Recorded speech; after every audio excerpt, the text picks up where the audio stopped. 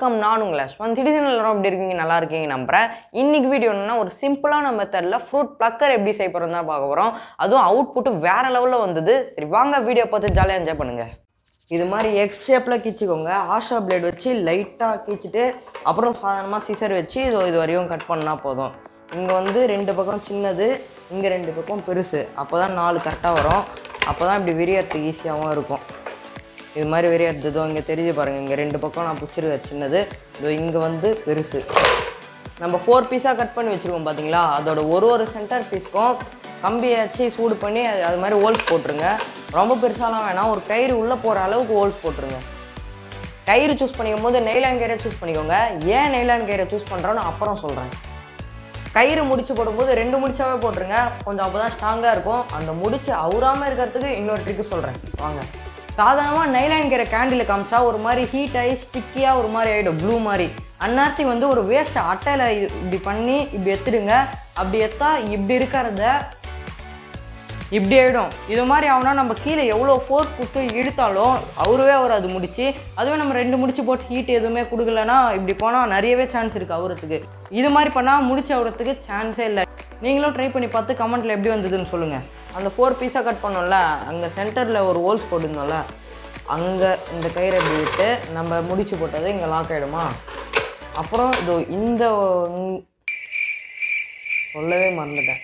இது மாதிரி ஃபிக்ஸ் பண்ணிட்டு அப்புறம் இதுக்கு நேராக இப்படி பண்ணிட்டு இங்கே ஹோல்ஸ் போட்டு இங்கே எப்படி ஹோல்ஸ் போட்டோமோ அதே மாதிரி தான் இதுக்கு நேராக போடணும். கொஞ்சம் சைடு விட்டுச்சுனாலும் கேலி தான் இது.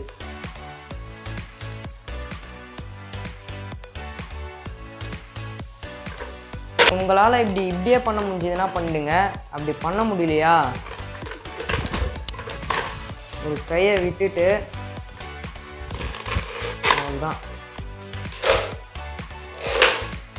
பர்ஃபெக்டாக ஒர்க் ஆகுது. இது நம்ம முடிச்சிட்டோம். எப்படியோ 4 கயிறு சேர்த்துருக்கோம்ல, அதில் 5ஆவதாக ஒரு கயிறு நீட்டு கயிறு, அந்த நீட்டு கயிறு தான் பழுப்புக்குள்ளே போகும். அந்த 5ஆவதாக ஒரு கயிறு சேர்த்து நூலில் முடிச்சு போட்டு அதுதான் இனிமேட்ட பண்ண போகிறோம். நான் முன்னாடியே சொன்ன மாதிரி 4 நைலான் கயிறோட சேர்த்து 5ஆவதாக ஒரு நைலான் கயிறை நூல் போட்டு கட்டிடுங்க. கட்டிட்டு ஃபெவிக்விக் போட்டு ஒட்டிடுங்க. அந்த 5ஆவதாக ஒரு நைலான் கயிறு எவ்வளோ அளவுக்கு இருக்கணும்னா, உங்கள் பழுப்பு நீங்கள் எவ்வளோ அளவுக்கு வைக்க போகிறீங்களோ அவ்வளோ அளவுக்கு இந்த 5ஆவதாக ஒரு நைலான் கயிறை சூஸ் பண்ணிக்கோங்க. இப்போ பாருங்கள், நான் இந்த கயிறை வச்சு தான் இழுக்கிறேன்.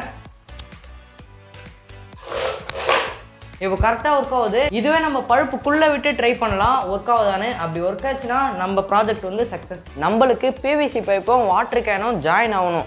அப்படி எனக்கு ஜாயின் ஆகலை, எனக்கு வந்து லூஸாக இருக்குன்னா பழுப்பு எட்ஜில் வந்து நூல் போட்டு கட்டிக்கலாம். கட்டிட்டு ஃபெவிக்விக் போட்டு போட்டுனா ஜாயின் ஆகுது. நானும் இப்படி தான் பண்ணேன்.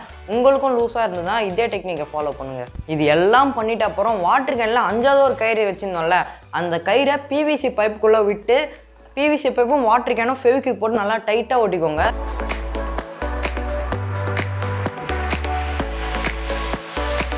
இப்போ நம்ம ட்ரை பண்ணி பார்க்கலாம் வாங்க.